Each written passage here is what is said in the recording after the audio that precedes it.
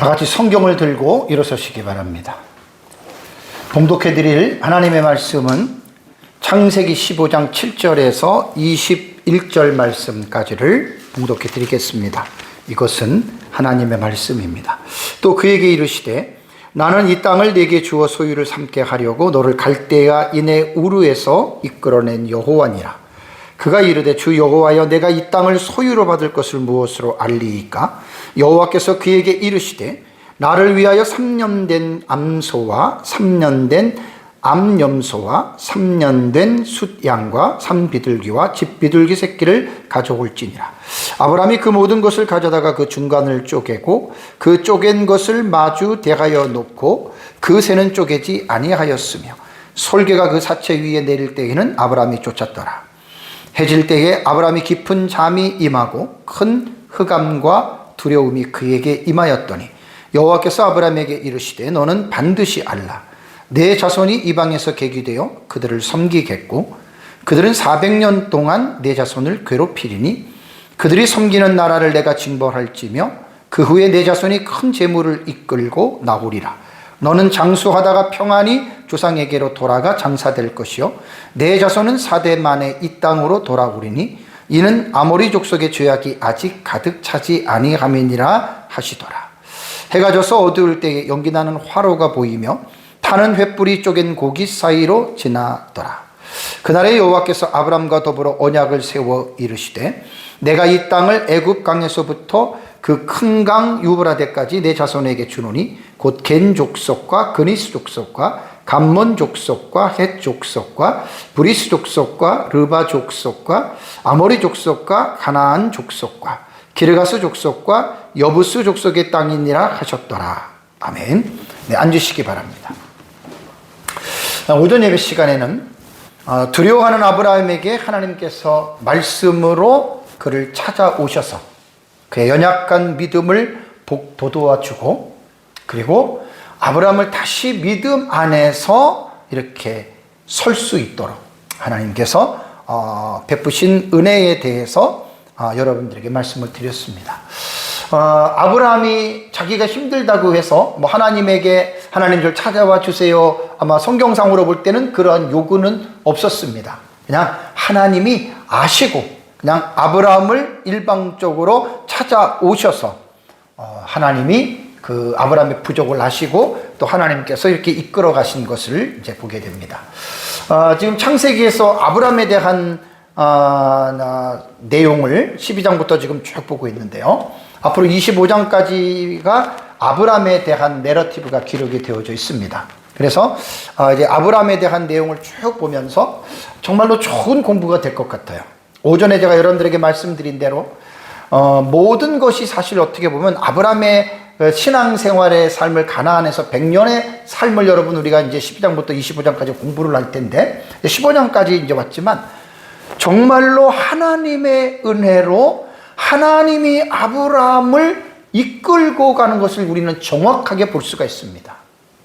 우리는 이 아브라함의 삶을 이끄시고 인도하시는 이 하나님의 역사가 비단 아브라함뿐만이 아니라 신약시대의 예수 그리스도의 십자가의 언약을 통해서 영적으로 아브라함 자손이 된 우리들에게까지도 하나님께서 이러한 원리와 이러한 방식으로 하나님이 우리를 이끌어 가신다고 하는 사실을 여러분 믿으셔야 됩니다. 곧 뭐냐면 우리가 이 땅에 살면서 연약하고 부족해서 우리가 믿음이 약해져서 인간적인 생각에 치우칠 수도 있고 때로는 우리가 잘못할 수도 있고 범죄를 저지를 수도 있습니다. 그렇다고 해서 하나님이 우리를 버리시는 것이 아니라 예수 그리스도의 십자가의 언약 안에 우리가 존재하고 있기 때문에 하나님은 그 언약으로 인하여 우리를 용서하시고 부족하고 연약한 저희들을 그 언약의 힘으로 말미암아 하나님이 우리를 끝까지 붙들고 가신다라고 하는 이 사실을 여러분들은 분명히 알고 믿으셔야 됩니다. 그래서 로마서 8장에 보면 그리스도의 사랑 안에서 어떤 것도 우리를 끊을 수 없다라고 말하고 있지 않습니까? 그래서 우리는 아브라함의 삶을 통해서 아브라함의 삶을 진두지휘하시고 아브라함의 삶을 모든 것들을 인도하시고 보호해 주시고 아브라함에게 복을 주시는 이 하나님의 은혜, 이 하나님의 역사를 우리는 적용하는 차원에서 우리에게도 하나님께서 이렇게 하신다라고 하는 그 믿음을 저와 여러분들이 계속해서 가지고 이 땅에서 사는 날까지 그렇게 살아갔으면 좋겠습니다. 이제 지금 이번 시간에는 이제 오전 예배 말씀과 이어지는 말씀인데, 이제 15장 7절에서 마지막 21절의 내용의 말씀에 대해서 이 시간 또 함께 은혜를 나누겠습니다. 자, 우선 7절을 보면은 하나님께서는 이제 6절까지는 자녀에 대한 부분이었잖아요. 그죠?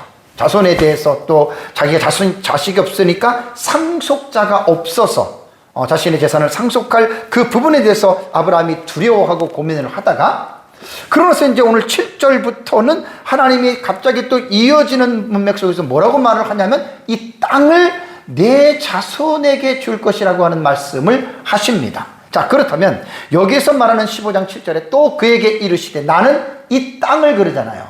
가나안 땅이거든요. 내게 주어 소유를 삼게 하려고 너를 갈대아인의 우르에서 이끌어낸 여호와니라라고 하는 말씀을 하나님께서 하십니다. 이 말씀은 창세기 12장 1절에 아브라함이 하란에 있을 때에 하나님께서 아브라함을 소명하실 때가 12장 1절에 첫 번째 하시는 말씀이죠. 내가 내게 줄 땅으로 너는 본토 친척 아비 집을 떠나 가라라고 하나님께서 말씀을 하셨잖아요. 그러면서 이제 12장부터 우리가 15장에 이르기까지 하나님이 중간중간에 다시 그 땅을 주시겠다라고 하는 하나님의 언약을 다시 한번 하나님께서 강화시키는 부분들을 몇 군데 제가 여러분들에게 말씀을 제가 드렸습니다. 자, 아브라함의 소명은요, 두 번에 걸쳐서 일어나죠. 이것은 이제 성경에 기록된 내용을 가지고 말을 합니다. 오늘 창세기 15장 7절에도 이 말이잖아요.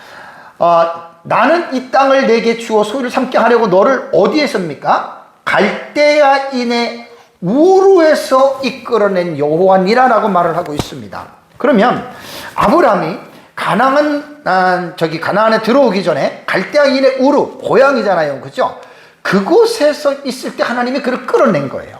많은 사람들이 창세기 12장 1절과 2절과 3절이 고향 갈대아 우르에 있을 때 하나님이 나타나셔서 12장 1, 2, 3절에 대한 사건을 그렇게 생각하는 사람들이 있는데 그렇지 않습니다. 창세기 12장 1절, 2절, 3절은 11절의 마지막에 보면은 아브라함이 어디에 있었냐면은 하란에 있을 때입니다.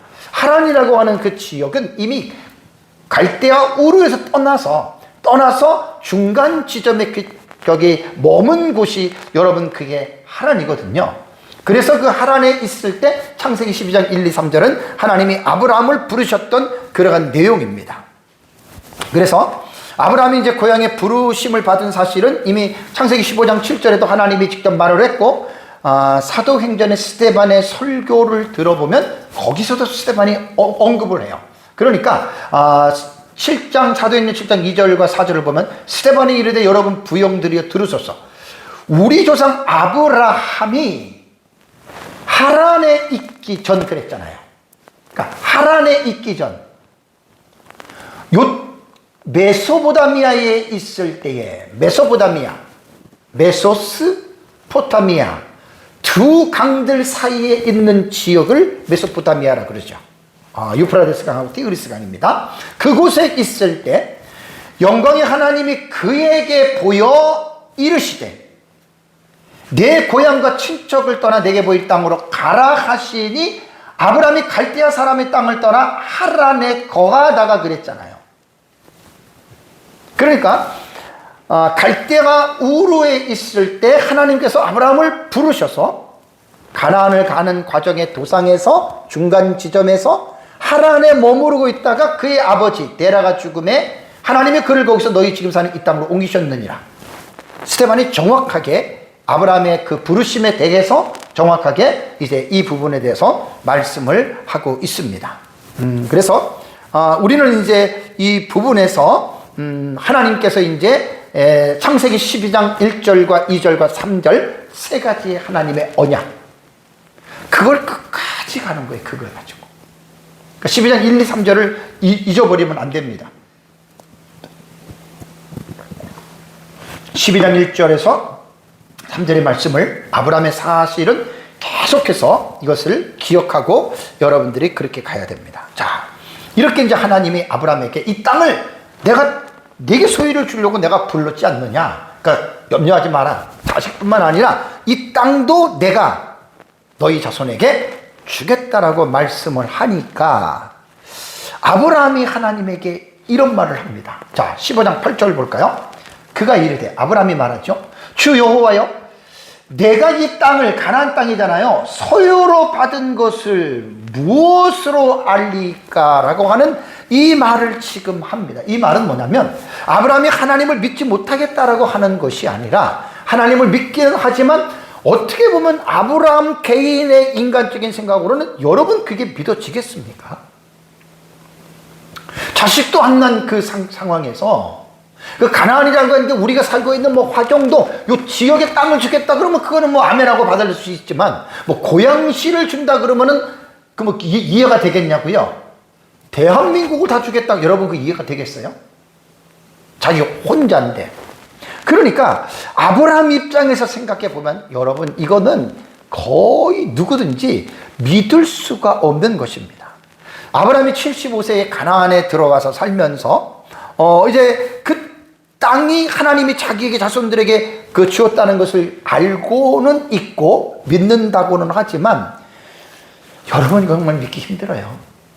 도저히 이건 있을 수 없는, 인간적으로는 도저히 있을 수 없는 여러분 그러한 상황이잖아요. 그래서 아브라함이 하나님에게 이 땅을 소유로 받을 것이 무엇으로 알리까라고 하나님에게 확증을 요구합니다. 우리는 이 부분에서 조금 더 아브라함의 말 속에서 우리가 좀 이해할 수 있는 게 뭐냐면, 여러분 우리가 믿음 생활에서 알지만 우리가 믿음이 충만할 때 정말 어떻게 보면 인간적으로 안 된 것도 우리가 정말 그 믿음이 충만할 때는 확실한 증거, 확증이 사실 필요 없어요. 그렇죠? 예를 들어가지고 어떤 사람이 암에 걸렸어요. 하나님이 믿음을 주셔서 내가 너의 병을 치료해 주겠다라고 하나님께서 믿음을 주셨어요. 그리고 그 믿음이 충만하면 현실적인 의학으로는 당신은 2달도 못 살고 죽습니다라고 하는 그것 속에서 믿음이 충만하면 그 믿음으로 이긴 사람들이 종종 있어요. 그러니까 믿음이 충만할 때는 확증이라고 하는 것이 사실은 필요하지 않지만 사람이 살다 보면 늘 충만한 게 아닙니다. 늘 충만한 게 아닙니다. 믿음이 약해지다 보면 흔들릴 수가 있고, 믿음이 흔들리다 보면 하나님의 약속보다는 인간적인 생각과 인간적인 환경에 여러분 사람들이 빠질 수가 있는 거예요. 그럴 때 믿음이 약화됐기 때문에 무언가 어떤 확실한 증거를 여러분 요구하는 거예요. 아브라함 같은 경우는 우린 이렇게 이해하면 됩니다. 그래서 구약 성경의 사사기에 보면은 기드온이, 하나님이 이제 기드온을 사사로 불렀다라고 말씀을 하잖아요. 기드온이 그게 안 믿어지는 거예요. 내가 어떻게 하나님 사사가 됩니까? 그 하나님이 불렀다는 거예요. 그 기드온이 고민하다가 하나님에게 기도를 하잖아요. 우리가 잘 아는 기도. 2가지 확증을 구합니다. 자, 기도원이 하나님께 여쭈이되 이미 말씀하신 같이 내 손으로 보세요. 내 손으로 이스라엘을 구원하시려거든 하나님에게 보소서. 확증을 구하는 거예요. 내가 양털 한 뭉치를 타작마당에 두리니 만일 이슬이 양털에만 있고 주변 땅은 마르면 주께서 말씀하신 것 같이 내가 믿겠습니다. 하나님이 나를 사사로 불러서 이스라엘을 구원하실 줄 믿겠습니다 하고 감히 이제 좀 두렵고 떨림으로 하나님께 말한 거예요. 그 다음날 일어나 보니까 그대로 됐어요. 양털에만 물이 가득하고 그 주변에는 땅이 마른 거예요. 자, 그렇다면 아멘하고 사사로 나가면 되잖아요. 그죠? 근데 기드온이 이튿날 일찍이 일어나 양털을 가져다가 이스라엘 짠이 물이 가득했다 그랬죠. 그러고 나서 기드온은 또 뭐합니까? 또 하나님께 여쭈옵니다. 주여 내게 노하지 마옵소서. 내가 이번만 마지막으로 말하겠습니다. 구하옵나니 내게 이번에 양털로 시험하는데 반대로 양털만 마르고 주변 땅에 다 이슬이 있게 하옵소서. 이렇게 하나님에게 노하지 마옵소서 하면서 기드온이 하나님께 확증을 구합니다. 그 밤에 하나님이 그대로 행하시니 양털만 마르고 주변에 다 이슬이 있었다는 거예요. 자, 이러한 확증을 가지고 기드온이 이제 사사로서 부름을 받고 기드온이 그 일을 했다라고 하는 말입니다. 아브라함도 우리가 이런 차원에서 생각하면 됩니다. 뭐 아브라함이 뭐 믿음이 없어가지고 뭐 그런 게 아니란 말이에요. 이런 식으로 우리가 생각을 해야 됩니다. 자, 그러고 나서 이제 하나님이 아브라함에게 말씀을 하십니다. 그러니까 아브라함의 그 요구에 부응하시기 위해서 하나님께서는 뭐라고 얘기를 하냐면 이제 9절에서 11절을 보십시오. 여호와께서 그에게 이르시되 말씀하십니다. 나를 위하여 3년 된 암소, 3년 된 암염소, 3년 된 숫양, 산비둘기와 집비둘기 새끼를 가져오라라는 말씀을 합니다. 그리고 아브라함이 그 모든 것을 가져다가 이제 중간을 죽였다는 거예요. 그리고 그 큰 고기들은 중간을 쪼갠 것을 쪼개가지고 딱 마주 대하여 놓고 그 새는 쪼개지 아니했다. 그 다음에 솔개가 그 사체 위에 내릴 때는 아브라함이 쫓았다. 이제 이 내용을 제가 이제 설명을 해드립니다. 해석을 해드립니다. 여기서 보면 하나님은 아브라함에게 이제 이 제물을 가지고 오라고 했고 쪼개라고 했고 마주 대하여 놓으라고 했고 왜 하나님께서는 이렇게 아브라함에게 요구를 하셨을까? 이 본문을 우리가 좀 이해해야 됩니다. 자, 그러면 제물 중간을 쪼개 놓으라라고 이렇게 말씀했습니다. 도대체 이건 왜 그럴까요? 자, 창세기 15장 9절에서 11절에 하나님께서 아브라함에게 제물을 가져오게 하시고 그 중간에 쪼개어 마주 대하게 하신 사건은 오전에도 여러분 말씀드렸지만 누지 문서에 나오는 그 후리아 민족에 대한 그 부분을 말씀드렸죠. 그죠? 아브라함 당시에는 율법이 없었어요.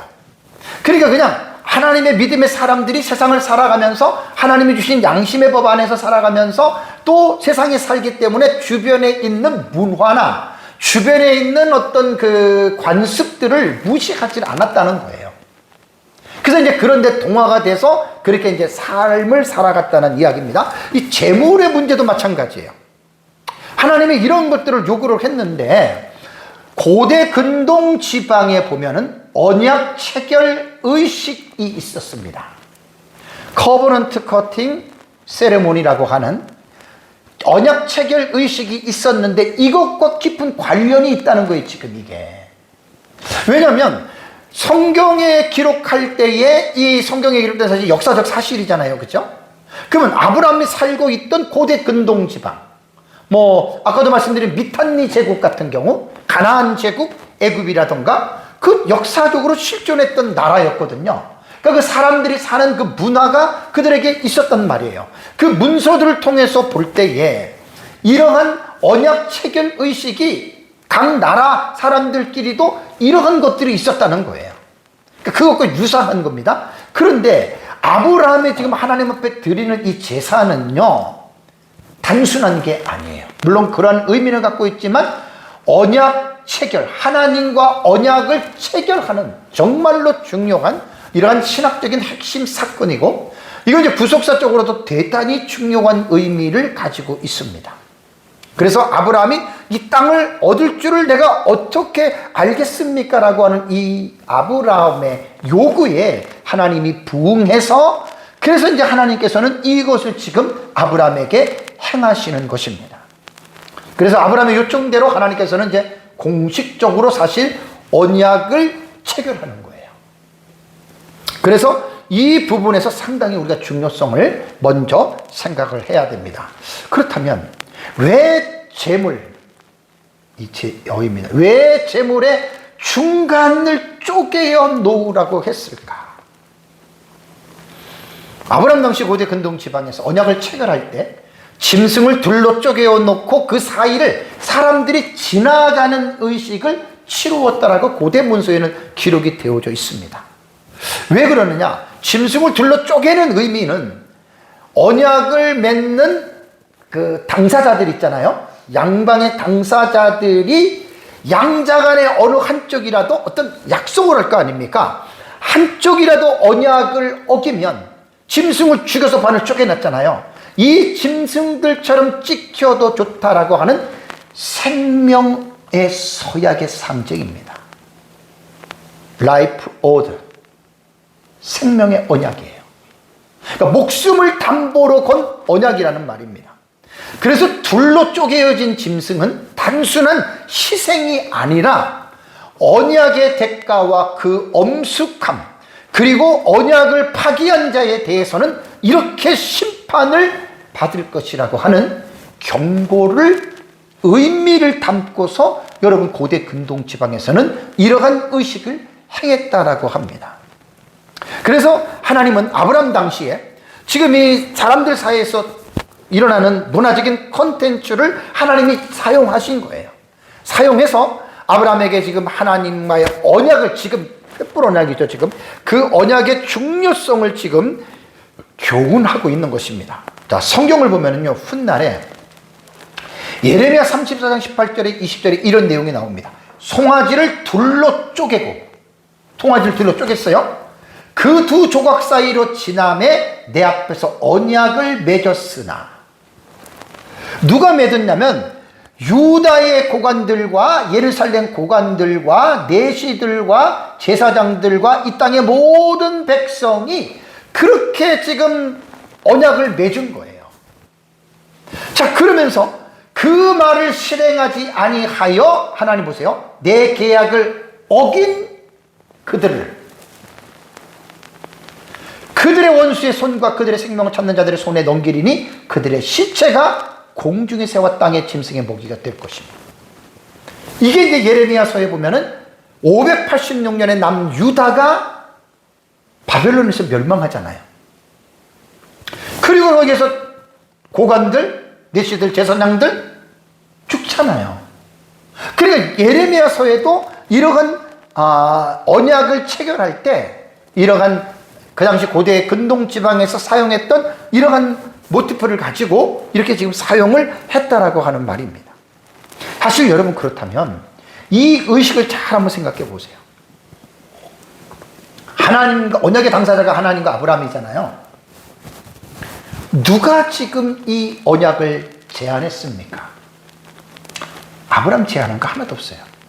하나님께서 일방적으로 하나님께서 말씀하신 거예요. 내가 이렇게 할 것이다. 그러면서 하나님이, 아브라함이 자꾸만 뭘 좀 보여달라고 이야기를 하니까 하나님께서 하신 것이 지금 이 짐승에 쪼개놓고 이 지금 의식을 하나님이 지금 치르고 있는 거거든요. 그렇다면 여러분, 여기서 중요한 게 뭐예요? 아브라함은 사실 이 횃불 언약에서 맺어지는 이 땅을 내 자손에게 주겠다고 하는 부분에서 아브라함은 사실 책임이 없어요. 그 하나님이 주는 일방적으로 받는데 이것밖에 없거든요. 누구 책임입니까? 하나님에게 모든 책임이 다 있습니다. 아브라함이 하나님에게 이 땅을 소유로 받을 것이 좀 보여달라, 무엇입니까? 라고 말했을 때, 이거는요, 여러분, 이거 좀 대단한 겁니다. 사람으로 말하면 사람이 내 목숨을 걸고 말하듯이 하나님 자신도 하나님의 생명을 걸고 말씀한 거예요. 이 좀 있을 수 없는 거잖아요. 그렇죠?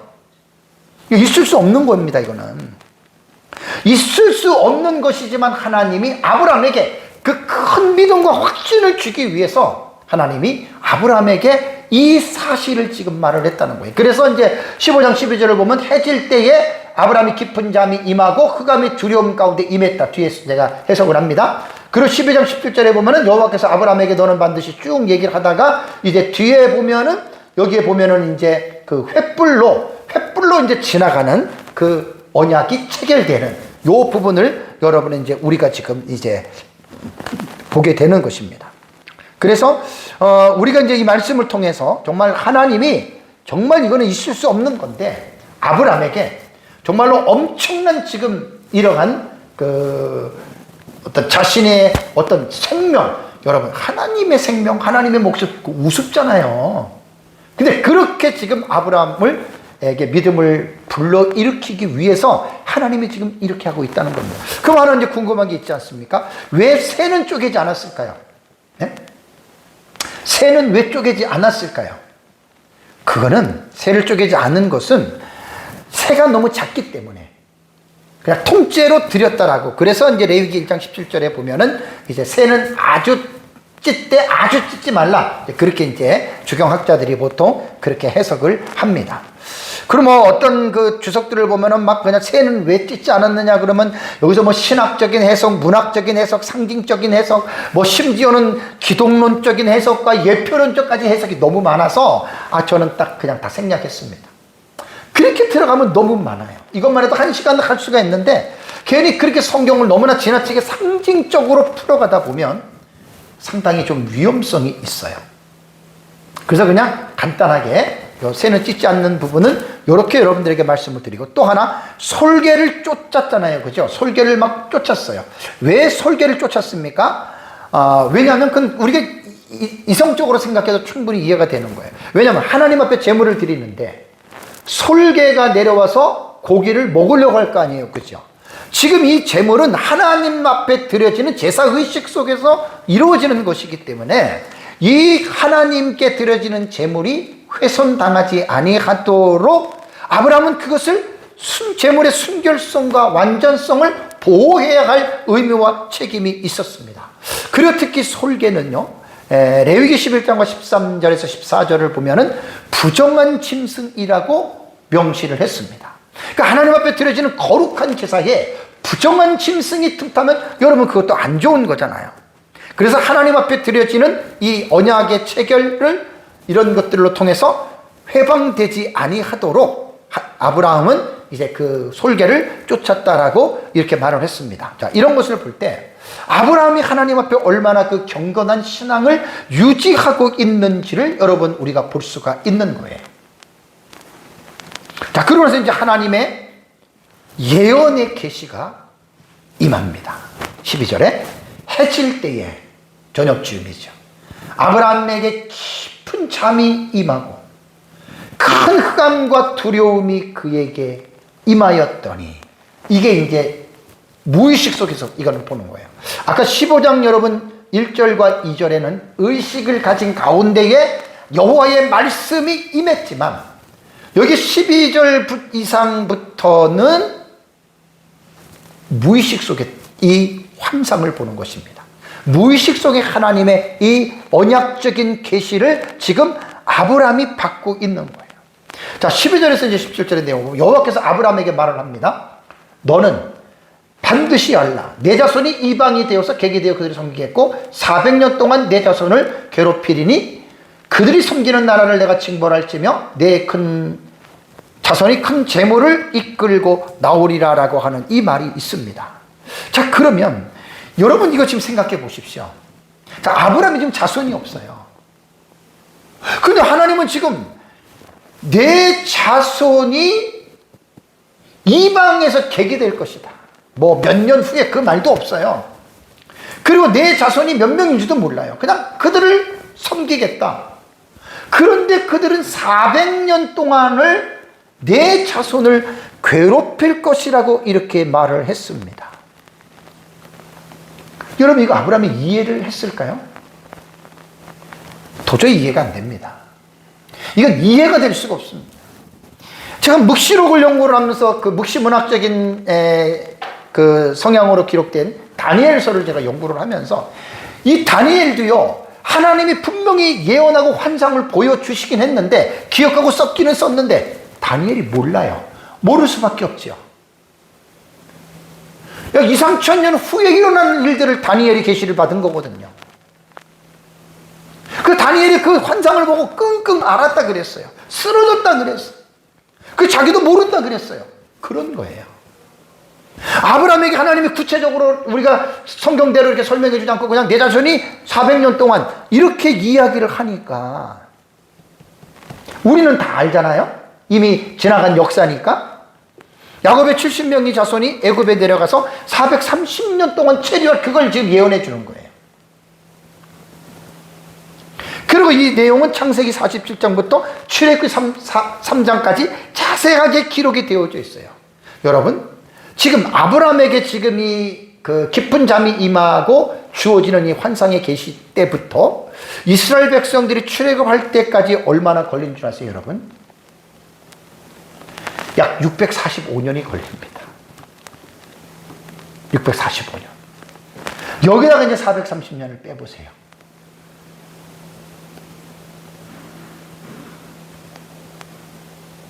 그러니까 야곱의 자손들이 애굽으로 내려가기 전까지가 215년이 걸리는 거예요. 215년. 215년이 걸리는 거예요. 그리고 야곱의 자손이 애굽에 들어가서부터 나올 때까지가 430년이에요. 아브라함이 이해가 되겠습니까? 안 됩니다. 그냥 믿는 거예요. 자, 우린 예수님의 재림에 대한 언약을 우리는 믿고 삽니다. 예수님 언제 재림해요? 몰라요. 그러나 재림하신다는 건 알고 있어요. 이런 식으로 보는 거예요. 연대에 대해서는 뒤에 좀 더 제가 자세하게 여러분들에게 말씀을 드리겠습니다. 자, 그리고 나서 이제 14절을 보시면 그들이 섬기는 나라를 내가 징벌할지는 그랬죠. 그죠? 징벌. 그 후에 내 자손이 큰 재물을 이끌고 나오리라라고 하는 여러분 이 말씀이 나옵니다. 무슨 말일까요? 지금 이게 예언이거든요. 예언. 하나님이 미리 말씀하시는 거거든요. 4대 만에 돌아온다라고 하는 말은 애굽에 내려간 다음에 이스라엘 백성이 정확하게 430년이 됩니다. 출애굽에 보면 430년이 되는 그날 밤에 하나님께서 이스라엘 백성들을 애굽에서 끌어내십니다. 430년이 되는 그날 밤이라고 정확하게 표현을 했습니다. 큰 재물을 이끌고 나올 것이다. 이걸 아브라함이 어떻게 이해가 되겠어요? 그냥 하나님의 말씀을 믿는 것밖에 없어요. 아, 진짜 뭐 4대 만에 이렇게 되고 괴롭히고 하나님이 징계하고 큰 재물을 갖고 나올 것이다. 이것 외에는 아브라함이 더 이상 알 수가 없는 거예요, 여러분. 여기서 내 자손이 큰 재물을 이끌고 나오리라고 하는 말이 성취를 먼저 볼게요. 출애굽기 12장 35절 36절을 보면 이스라엘 백성 출애굽할 때입니다. 이스라엘 자손이 모세의 말대로 하여 애굽 사람에게 보세요. 은금 패물과 의복을 구하며 그랬죠. 애굽에서 나올 때예요. 여호와께서 애굽 사람들에게 이스라엘 백성에게 은혜를 입히게 하사 그들이 구하는 대로 주게 하심으로 그들이 애굽 사람의 물품을 취하였더라. 하나님이 주시는 거예요. 하나님이 애굽 사람의 마음을 감동시켜서 하나님이 주시는 거예요. 제가 왜 이 말씀을 먼저 드리냐면 하나님은 언약에 신실하신 분이다. 하나님은 약속하셨으면 반드시 하나님은 그 약속을 지키신다. 그걸 여러분들에게 말씀을 드리고 또 세 번째는 15장 15절을 보세요. 너는 장수하다가 평안히 조상에게로 돌아가서 장사될 것이요 라고 하는 말이 나옵니다. 자, 아브라함은 75세에 가나안 땅에 들어왔어요. 175세에 세상을 떠나니까 100년을 가나안에서 사는 거예요. 창세기 25장 7절과 9절을 보세요. 아브라함의 향년이 175세라 그러잖아요. 그가 나이가 높고 늙어서 기운이 다하여 주고 자기 열조에게로 돌아가매 그의 아들들인 이삭과 이스마엘이 그를 마므리 앞 해족속 소알의 아들 에브론 밭에 있는 막벨라 굴에 장사하였으니. 그래서 아브라함에 대한 내러티브는 창세기 25장 7절과 9절에서 끝나는 거예요. 그래서 창세기 12장부터 지금 25장까지 공부를 지금 쭉 계속해서 우리가 하나님의 말씀을 좀 공부를 하고 저는 주의 설교를 지금 하나님 나라의 사상 속에서 이 설교를 지금 여러분 하고 있습니다. 아브라함이야말로 정말 하나님의 큰 복을 받은 사람입니다. 이건 완전히 하나님의 절대적인 주권에 의해서 선택이 된 거지 아브라함 자신이 하나님에게 무엇을 요구해서 지금 이렇게 된 일이 아니라는 거예요. 이거는 우리 신학시대 구원의 문제하고 똑같습니다. 우리가 구원해달라고 하나님에게 소리를 지르고 우리가 구원받고 싶어서 구원을 받은 게 아니에요. 우리는 허물들과 죄들로 완전히 죽었던 자들이고 하나님에 의해서 건져짐을 받지 않으면 인간은 그냥 죽은 자체로 죄인인 자체로 지옥을 갈 수밖에 없는 게 그게 여러분 인간의 정체성입니다. 그래서 구원은 하나님의 절대적인 주권으로 말미암은 거예요. 뭐 우리가 착한 일을 하거나 뭐 우리가 어떤 좋은 노력을 하거나 그래서 구원받은 건 전. 그래서 에베소서 2장 8절 9절에는 행위로 구원받은 것이 아니라고 분명하게 여러분 밝히고 있지 않습니까? 똑같은 거예요. 아브라함을 선택하시는 이 원리와 하나님께서 신약시대 죄인들인 우리를 선택하신 이 원리는 똑같은 원리입니다. 정말 아브라함은 복받은 자들이에요. 여러분, 예수 믿는 우리는 안 그렇습니까? 진짜 우리 복받은 자들이죠. 그러고 나서 16절을 이제 볼까요? 네 자손은 4대 만에 이 땅으로 돌아온다라는 말을 합니다. 4대 만에. 그리고 이런 말씀했어요. 이는, 왜 이는이라고 하는 말은 이제 부연 설명을 끌어가는 구잖아요. 왜 그러느냐? 아모리 족속의 죄악이 아직 가득 차지 아니함이니라라는 말이 딱 나와요. 왜 지금 4대 만에 아브라함의 자손들이 가나안 땅으로 돌아오는데 아모리 족속의 죄악이 아직 가득 차지 아니했다라고 하는 이 상관관계는 무엇을 의미하는 것일까요? 그래서 오전에 제가 말씀드린 대로 성경을 우리가 해석할 때 구문론과 화용론의 해석이 필요한 거예요. 화자인 하나님의 말씀 속에는 내 자손이 4대 만에 이 땅으로 돌아오는데 아모리 족속의 죄악이 가득 차지 않았어. 이 말씀, 외면적으로 기록된 말씀 속에 화용론의 의미를 우리는 찾아내야 돼요.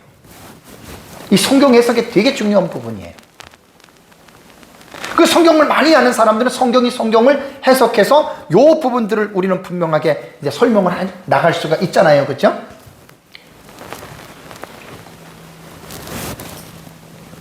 사댓만에.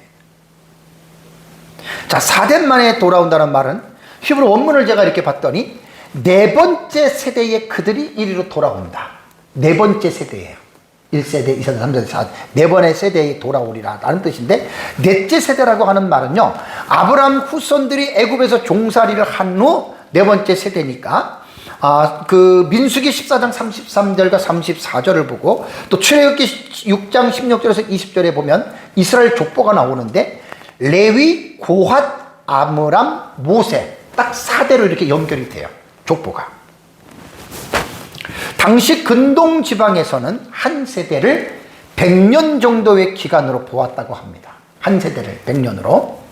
이로부어 4대는 약 400년의 기간을 암시하는데 여기에서 4대만이라고 하는 표현은요, 여기 지금 4대만이잖아요.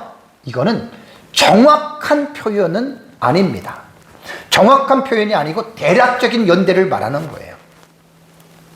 그럼 출애굽기를 보면은 이스라엘 백성들이 애굽했다가 출애굽할 때에까지의 그 기간을 430년이라고 분명하게 말합니다. 볼까요? 출애굽기 12장 40절에서 41절에 보면 이스라엘 자손이 애굽에 거주한 지, 입애굽한 지 몇 년 만에 430년이라 그랬잖아요. 430년이 끝나는 그날입니다. 참 신기해요. 여호와의 군대가 다 애굽 땅에서 나왔은지. 여러분 놀랍지 않습니까? 그 430년을 대략적으로 4대만이라고 말을 했던 거예요.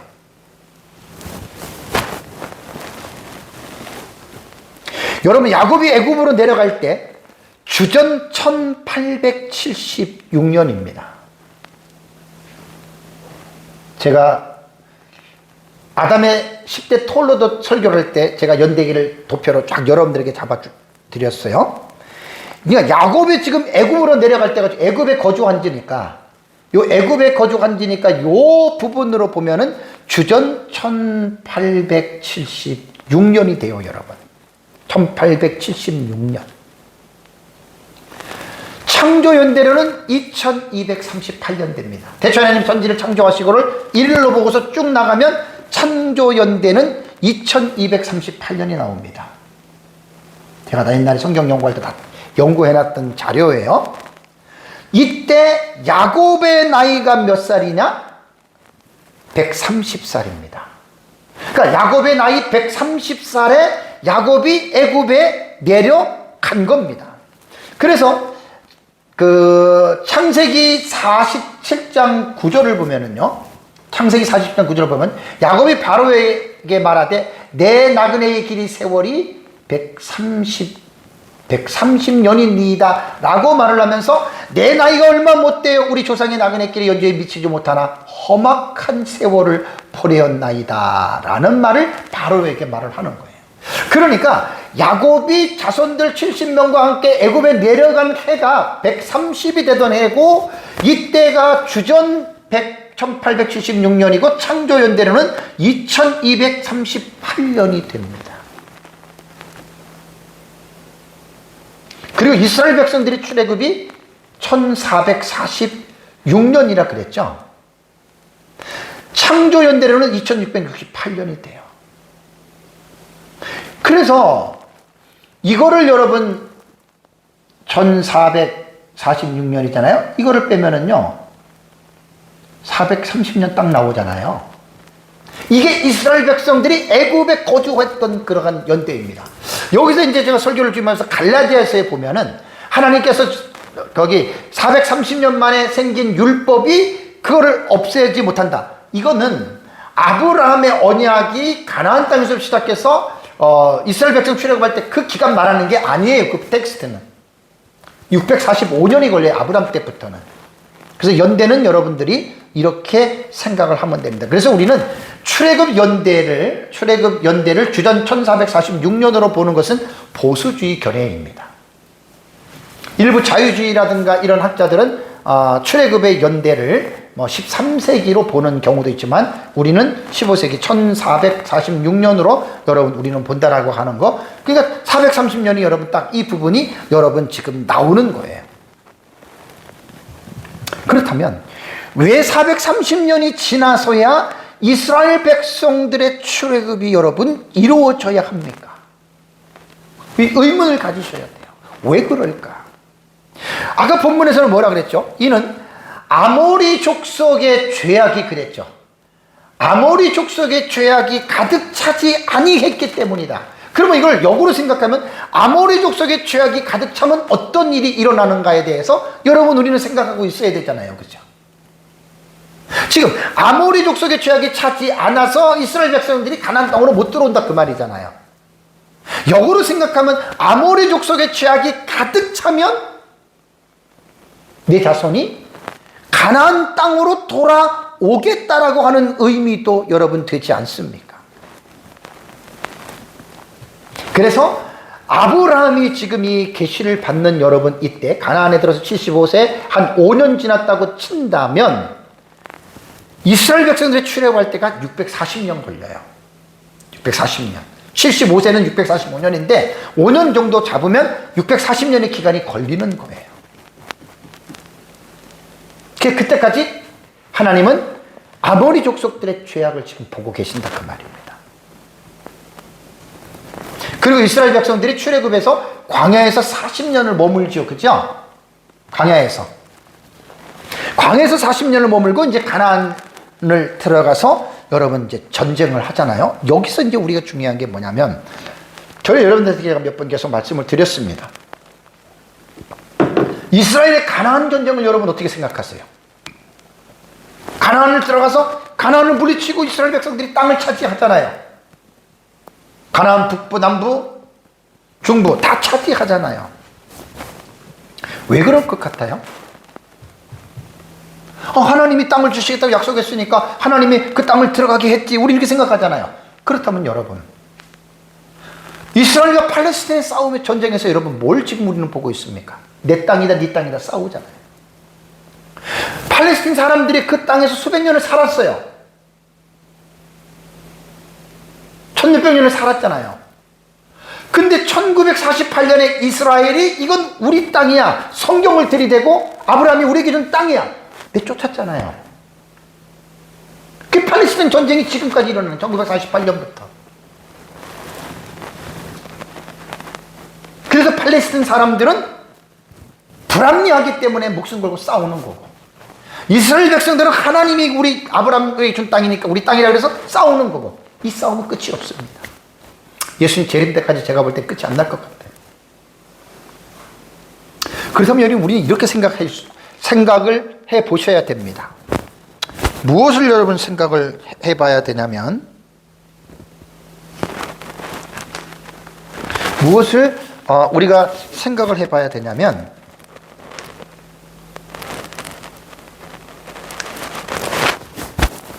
가나안 땅에 살고 있었던 사람들, 오늘 뒤에 말씀드릴게요. 그 사람들 얼마나 억울하겠어요.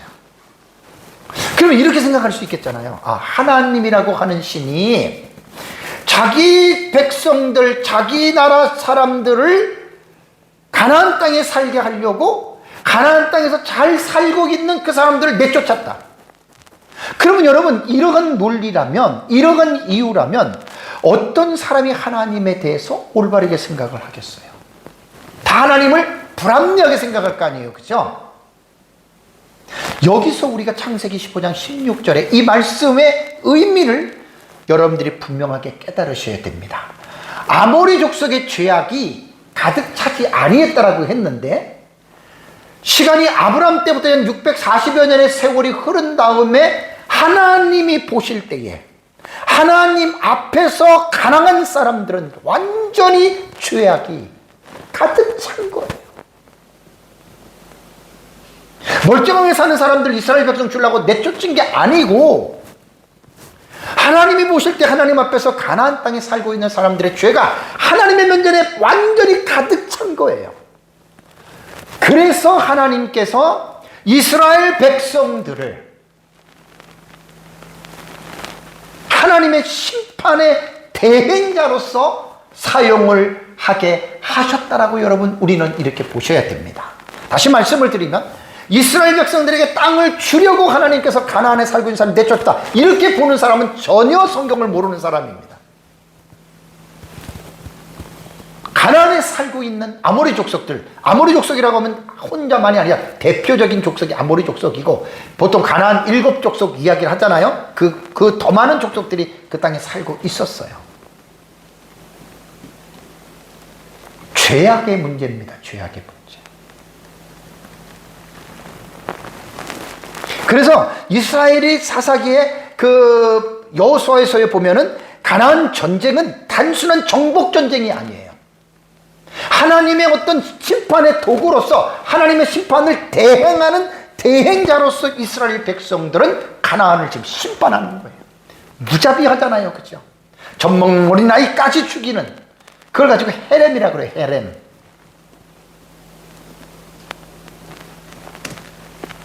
잔인하게, 무자비하게. 이거는 심판에 연관된 겁니다. 심판. 여호수아서의 설교 들어가면 이 헤렘에 대한 의미를 제가 여러분들에게 자세하게 설명을 하고요. 구약시대에 이러한 사상이 있었다는 거예요. 그렇다고 무슨 신약시대에 이러한 헤렘에 대한 사상이 지금 내려오느냐? 신약시대에는 이러한 헤렘의 사상은 아니에요. 단 세상 사람들 보면, 여러분 보세요. 러시아가 우크라이나를 침략하고 이스라엘이 지금 레바논이라든가 지금 레바논 헤즈볼라와 하마스하고 지금 이란하고 보세요. 말 안 해도 그들 헤렘이에요, 헤렘. 그건 일반 사람들 하는 말이고. 끔찍합니다, 여러분, 지금. 그런 것들을 보면. 그래서 가나안 전쟁은 땅 뺏기가 아니라 심판하는 거예요, 하나님. 하나님의 심판하는데 이스라엘 백성들이 하나님의 심판의 도구로서 하나님이 그 일을 하신다는 것, 여러분들이 기억을 하셔야 됩니다. 자, 그러고 나서 이제 17절을 보시면, 해가 져서 어두울 때 연기 나는 화로가 보이며 타는 횃불이 쪼갠 고기 사이로 지나가더라. 제 설교 제목을 횃불이 쪼갠 고기 사이로 지나가는 언약을 알고 계시나요? 제가 설교 제목을 이렇게 잡았습니다. 타는 횃불은요, 성경에 보면은 하나님의 임재나 혹은 심판의 도구로서 이 이미지가 사용이 됐습니다. 이 횃불이 쪼갠 고기 사이로 지나갔다라고 하는 의미는 하나님이 아브라함과 맺은 언약이 체결됐다는 거예요. 오전에 말씀드린 대로 아브라함은 책임이 없습니다. 하나님이 일방적으로 횃불이 쪼갠 고기 사이로 지나가면서, 만약에 내가 너에게 말한 대로 내 자손이 400대 만에 이 땅에 돌아오지 않으면 하나님이 내가 이 짐승처럼 죽임을 당할 것이다. 하나님이 자신의 생명을 목숨을 걸고 하나님께서 이 횃불 언약식을 아브라함에게 체결을 하시는 겁니다.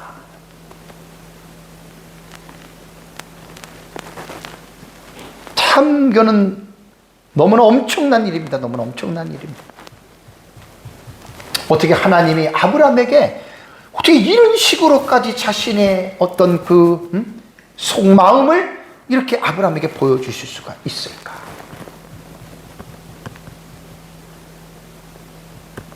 그래서 아브라함의 기사는 이번에 이제 창세기를 쭉 우리가 공부를 하면서 12장 1절과 2절과 3절을 절대로 잊어버리면 안 돼요. 아니, 죽을 때까지 이건 잊어버리면 안 돼요.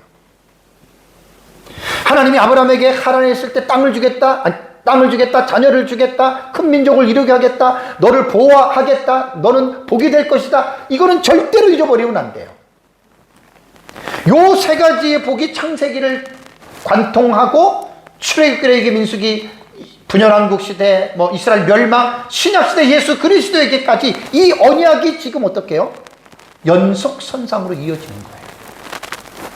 성경 그렇게 보셔야 돼요.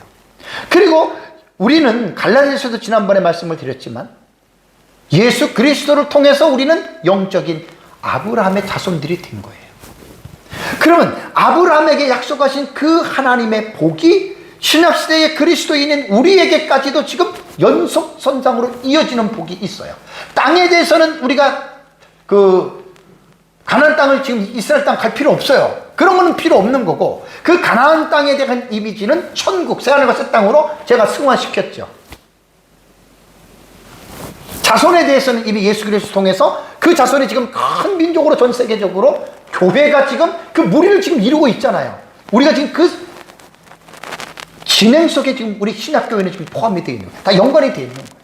그리고 하나님이 아브라함을 보호해 주시겠다라고 하는 것은 우리는 아브라함의 자손들이기 때문에 우리를 하나님 보호해 주신다. 단 하나님의 말씀을 순종할 때 하나님의 보호가 임하는 거예요. 물론 불순종한다고 해서 하나님의 보호가 임하지 않는다는 것은 아니지만, 여기서 이제 인간의 책임적인 부분이 상당히 중요하면서도 이 책임적인 이 어떤 부분을 정확하게 묘사하지 않으면 정말 이상하게 됩니다. 은혜만 막 강조하고 모든 것이 하나님 다 한다 그러면 인간의 책임이 없다 그러면 이거는 인간은 아무것도 아니에요. 그 모든 것들이 잘못되는 것은 다 하나님에게 있다라고 하나님의 어떤 그 불합리한 것들을 우리가 말할 수밖에 없기 때문에 반드시 인간의 책임이라고 하는 것은 우리가 잊어서는 안 됩니다.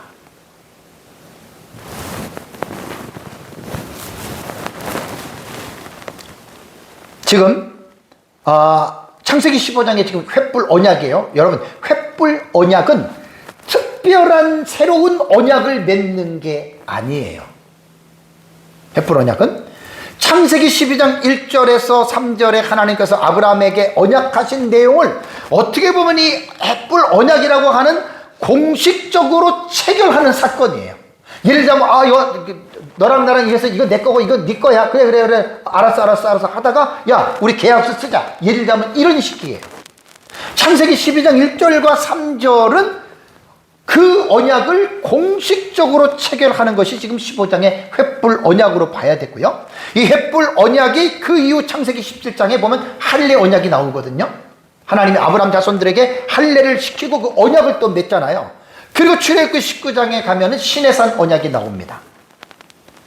그 징검다리 역할을 지금 창세기 15장 횃불 언약이 하고 있다는 거예요. 지난번에 제가 말한 거 기억나셔야 됩니다. 제가 성경에 나타난 언약을 9가지의 그 파트에서 저는 크게 7가지로 잡았죠. 그죠? 그럼 4가지, 5가지, 6가지? 그건 언약 신학자들이 보는 입장이기 때문에 큰 상관이 없어요. 저는 7가지 7대 언약으로 본다고 그랬어요. 아담 언약이 3가지죠. 창조 언약, 행위 언약, 구속 언약, 아담 언약 하나. 그 다음에 노아 언약, 그 다음에 아브라함 언약, 그 다음에 시내산 언약, 그 다음에 새 언약, 예레미야서에. 그 다음에 이제 중간에 하나 빠졌죠. 다윗 언약 빠졌죠. 다윗 언약. 그 다음에 이제 예레미야서의 새 언약 말하고 마지막에 이제 제가 여러분들에게 말씀드린 대로 재림 언약을 저는 집어넣습니다. 재림 언약. 안 넣는 분도 있으니까 그건 넣어도 되고 안 넣어도 되고 상관없어요. 그러나 저는 재림 언약까지 포함을 해서 저는 펼치면 9가지지만 7대 언약으로. 그리고 지금 성경을 쭉 보면서 이번에 제가 성경을 설교를 준비하면서 여러분 설교할 때 이 언약 신학적인 입장을 정말 이거 모르면 큰일 나겠다. 계속 제 설교를 지금 들어보시면 알잖아요. 하나님 나라 시리즈 설교에서 창세기 계속 제가 지금 언약을 빼놓지 않지요, 지금. 거의 안 빼놓죠. 빼놓을 수가 없어요. 창세기를 보면서 언약의 관점에서 정말 이 창세기를 보지 못하면 정말 그 사람 정말 불쌍한 사람입니다. 당연히 구속사는 창세기 3장 15절부터 나오죠. 구속사와 언약 신약은 동전의 앞뒷면이에요. 같이 가요. 근데 구속사와 언약 신약만 보면 안 된다 그랬죠? 가장 상위 대제가 하나님 나라입니다. 하나님 나라 사상으로 보셔야 돼요. 성경 처음부터 끝까지. 그래서 이 횃불 언약은 그만큼 중요하다. 자, 그 다음에 이제 마지막에 18절에서 20절을 보면 그날에 언약을 체결했잖아요. 여호와께서 아브라함과 더불어 언약을 세워 이르시되, 새로운 내용은 아니에요. 내가 이 땅을 애굽 강에서부터 그 큰 강 유브라데까지 내 자손에게 주노니, 곧 겐 족속과 그니스 족속과 감몬 족속과 헷 족속과 브리스 족속과 르바 족속과 아모리 족속과 가나안 족속과 기르가스 족속과 여부스 족속의 땅이니라. 하나 둘 셋 넷 다섯 여섯 일곱 여덟 아홉 열, 뭐 이 정도의 가나안 땅에 살고 있었던 사람들입니다. 자, 애굽 강에서부터 큰 강 유브라데까지는 어디냐면, 이스라엘 진영의 애굽 강이면 여기 이집트 사막이 있는데 이쪽에 경계선이거든요. 그 다음에 애굽 땅에서부터 그 다음에 유브라데까지니까 여기 위쪽이에요. 하마디인데요. 여기 유브라데 강이 이렇게 흐르고 티그리스 강이 이렇게 흐르잖아요. 메소포타미아지요. 그러니까 지금 이 전체를 주겠다 이 말이에요. 근데 이게 언제냐면 다윗과 솔로몬 왕국 때에 이 땅을 다 차지했습니다. 이스라엘 역사 속에 가장 큰 땅을 차지했을 때가 다윗과 솔로몬 시대였습니다. 그러니까 하나님의 약속은 한치의 오차가 없어요. 그대로 여러분 전부 다 이루어졌다라고 하는 여러분 그러한 사실입니다. 그리고 하나님이 아브라함과 맺은 언약은요, 정말 이거는 무조건적인 언약, 일방적인 언약입니다. 그래서 횃불 언약은 우리가 그런 차원에서 봐야 됩니다. 사랑하는 성도 여러분, 아브라함은 하나님의 언약 안에 위치한 정말 복된 사람입니다. 그럼 여러분 부럽죠? 아브라함 너무 부럽다. 우리는요, 똑같은 거예요. 아브라함의 역할과 우리의 역할만 다를 뿐이지 똑같은 거예요. 1,000억을 갖고 있는 사람과 10만 원 갖고 있는 사람과 똑같은 사람이에요. 똑같은 재물 갖고 있어요. 양의 많고 작음의 차이일 뿐이에요. 똑같은 사람이라는 것을 여러분 중요하게 생각을 하셔야 돼요. 괜히 아브라함을 부러워할 필요는 1도 가지시면 안 됩니다. 하나님의 절대 주권 속에서 이루어지는 것이기 때문에 그렇습니다. 말씀을 제가 맺겠습니다. 참 아브라함을 보면서 이제 다음 주에도 이렇게 큰 은혜를 체험하고 나서도 16장을 넘어가면 자식 문제 때문에 해결이 안 돼가지고 사레가 남편한테 내 여종 하가를 줄 테니까 시바지에서 애 낳아라 이렇게 말을 합니다. 아브라함이 진짜 지금 설교한 이대로 아브라함이 그 믿음을 가졌다면, 여보 그게 무슨 말이야, 그럼 불신앙이니까 안 돼, 그래야 되는데 아브라함이 좋아했어요. 그래서 자식을 낳은 게 이스마엘 아니에요? 참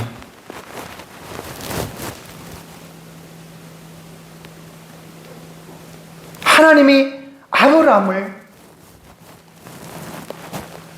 연약도 아시고 부족도 아시고, 그래서 하나님께서 아브라함을 찾아오셔서 오늘 창세기 15장 1절 오전 예배와 지금까지 여러분 이 15장에 나타난 이 부분을 잘 보면서 참 우리는 오전에 말씀드린 대로 아브라함이 위대한 게 아니에요, 사실은. 아브라함을 위대하게 만드신 하나님이 위대하신 분이지. 아브라함은 우리와 똑같이 연약한 자들이고, 연약한 자고 부족한 자입니다. 우리가 똑같이 잘못하고 죄를 지을 수 있는 존재입니다. 그럼에도 불구하고 하나님이 일방적으로 나타나셔서 그게 하나님의 은혜란 말이에요. 그를 믿음을 강화시켜 주시고, 흔들리는 걸 붙들어 주시고, 두려움도 쫓아 주시고, 그리고 믿음 안에서 살아가게 하시는 우리는 이 하나님을 바라보면서 저와 여러분들이 이러한 믿음에 승리하는 삶을 살아가시기를 주님의 이름으로 축복합니다. 우리 다 같이 함께 기도하겠습니다.